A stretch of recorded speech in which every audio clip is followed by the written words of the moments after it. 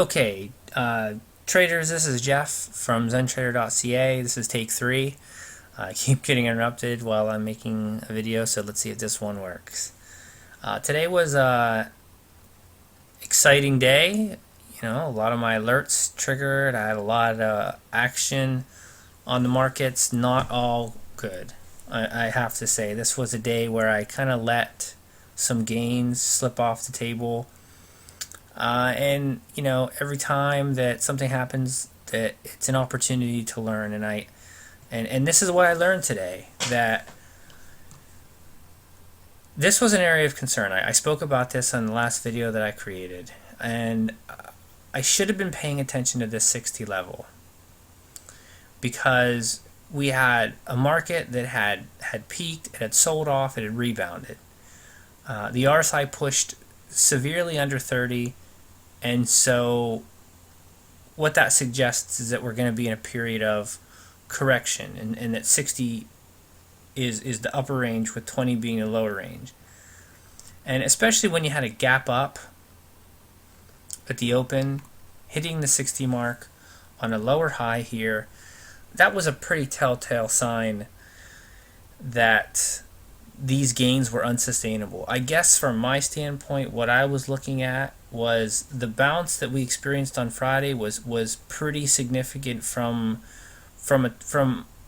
a standpoint of the charts that I'm looking at, and the way we rallied into the close, that's bullish, and then we gapped up, and I guess I just didn't expect this market to sell off the way it did. Now, my timing signal is still bullish, but I'm going to be honest when I say, with the downside momentum that we saw today, I just don't see how it's not going to change. It may not, and these next few days will be super critical, in my opinion. I think we need to see some kind of stability in the markets, and I'm not sure what the futures are doing right now. Earlier they were pretty flat, but they were actually down from in the evening, so maybe by now they're red. But well, let's just go to, I only have a few charts tonight. The NASDAQ 3-line break, firmly down. And like I said, if we're going to bounce, I think we need to bounce like starting tomorrow. And I think we actually need to see some selling. Some buying, some significant buying either later in the day tomorrow or Wednesday, or else just the sheer momentum of today's move, I think it's going to carry on. You know, once the momentum starts, it's really hard for it to stop. And so we'll wait and see. The VIX was insane today, very overbought. Actually has some negative divergence here on the RSI, 2 period. This is a pretty big candle. The thing about the VIX is sometimes when you get one of these, you can get another one of those.